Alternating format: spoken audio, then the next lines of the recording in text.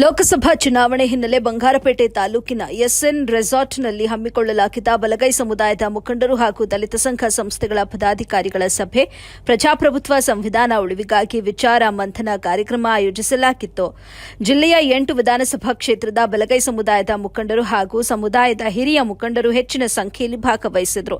ಶಾಸಕ ಎಸ್ಎನ್ ನಾರಾಯಣಸ್ವಾಮಿ ಮಾತನಾಡಿ, ಎಡಗೈ ಹಾಗೂ ಬಲಗೈ ಅಣ್ಣ ತಮ್ಮ ಇದ್ದ ಹಾಗೆ ಯಾವುದೇ ಕಾರಣಕ್ಕೂ ಭೇದ ಭಾವ ಇರುವುದಿಲ್ಲ. ಲೋಕಸಭಾ ಚುನಾವಣೆ ಹಿನ್ನೆಲೆಯಲ್ಲಿ ನಮ್ಮ ಸಮುದಾಯವನ್ನ ಕೋಮುವಾದ ಸಂವಿಧಾನ ಬದಲಿಸುತ್ತೇವೆ ಎಂಬ ಪಕ್ಷಗಳಿಂದ ದೂರ ಇರಲು ಹಾಗೂ ಬಲಗೈ ಸಮುದಾಯವು ಕೋಲಾರ ಲೋಕಸಭಾ ಕ್ಷೇತ್ರದ ಕಾಂಗ್ರೆಸ್ ಅಭ್ಯರ್ಥಿ ಕೆವಿ ಗೌತಮ್ ರವರಿಗೆ ನಮ್ಮ ಸಮುದಾಯ ಒಗ್ಗಟ್ಟಿನಿಂದ ಕಾಂಗ್ರೆಸ್ ಪರ ನಿಲ್ಲಬೇಕು. ಈ ಚುನಾವಣೆಯಲ್ಲಿ ಕಾಂಗ್ರೆಸ್ ಅಭ್ಯರ್ಥಿ ಗೌತಮ್ರನ್ನ ಗೆಲ್ಲಿಸಿ ಕಾಂಗ್ರೆಸ್ ಪಕ್ಷ ಕೇಂದ್ರದಲ್ಲಿ ಚುಕ್ಕಾಣಿ ಹಿಡಿಯಲು ಎಲ್ಲಾ ನನ್ನ ಸಮುದಾಯದ ಮುಖಂಡರಲ್ಲಿ ಮನವಿ ಮಾಡುತ್ತೇನೆ ಅಂತ ತಿಳಿಸಿದರು. ವರದಿ ಸೈಫುಲ್ಲಾ, ಎಬಿ ನ್ಯೂಸ್, ಬಂಗಾರಪೇಟೆ.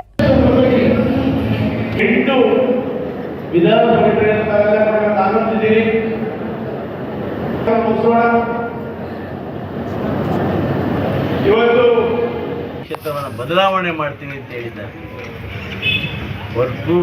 ವರ್ತು ಪ್ರಕಾಶ್ ಅವರು ಏನಾದರೂ ಕೂಡ ಈ ರಾಷ್ಟ್ರಪತಿನ ಇವ್ರಿಗೆ ಯಾರೋ GPA ಕೊಟ್ಟಿದ್ದಾರಾ, ನೀವು MP ಕಾನ್ಸ್ಟಿಟ್ಯೂನ್ಸಿನ ಚೇಂಜ್ ಮಾಡಿಬಿಡಿ ಅಂತ ಕನಿಷ್ಠ ಸಾಮಾನ್ಯ ಜ್ಞಾನ ಇಲ್ಲದಂಥ ಮಾತಿದ್ದಾರೆ.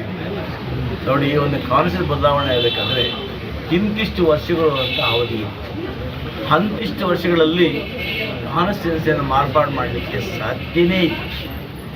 ವರ್ತೂರು ಪ್ರಕಾಶ್ ಅವರು ಕೇವಲ CM ಶ್ರೀನಾಥ್ ಕಿವಿ ಹೂಡೋದಕ್ಕೋಸ್ಕರ, ಅವರ ಮೆಚ್ಚೋದಕ್ಕೋಸ್ಕರ ಈ ಥರ ಬಣ್ಣದ ಮಾತುಗಳನ್ನು ಹಾಡ್ತಾರೆ.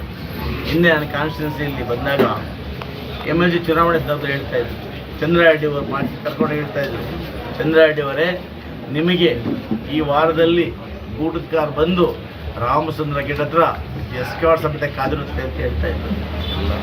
ವರ್ತೂರು ಪ್ರಕಾಶ್ ಅದನ್ನು ಬೆಳೆ ಬೇಯಿಸ್ಕೊಳ್ಳೋಕ್ಕೆ ಈ ಥರ ಬಣ್ಣದ ಮಾತುಗಳನ್ನು ಆಡ್ತಾನೆ. ವರ್ತೂರು ಪ್ರಕಾಶ್ ಅಲ್ಲ.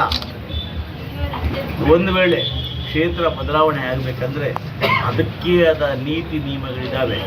ವಿಜಯೇಂದ್ರ ಹೇಳಿದ ತಕ್ಷಣ, ಯಡಿಯೂರಪ್ಪ ಹೇಳಿದ ತಕ್ಷಣ, ಮೋದಿ ಹೇಳಿದ ತಕ್ಷಣ ಕಾನ್ಸ್ಟಿಟ್ಯೂನ್ಸಿ ಬದಲಾವಣೆಗಿದ್ರೆ ಇಲ್ಲಿ ಯಾವ ಕಾನ್ಸ್ಟಿಟ್ಯೂನ್ಸಿ ಹೊಡಿತಾ ಇರಲಿಲ್ಲ. ಇದು ವರ್ತೂರು ಪ್ರಕಾಶರ ಅವಿವೇಕದ ಹೇಳಿಕೆ. ಇದನ್ನು ಒಬ್ಬ ದಲಿತ ನಾಯಕನಾಗಿ, ಒಬ್ಬ ದಲಿತ ಮುಖಂಡನಾಗಿ ಅವರ ಹೇಳಿಕೆಯನ್ನು ಖಂಡಿಸ್ತೇನೆ.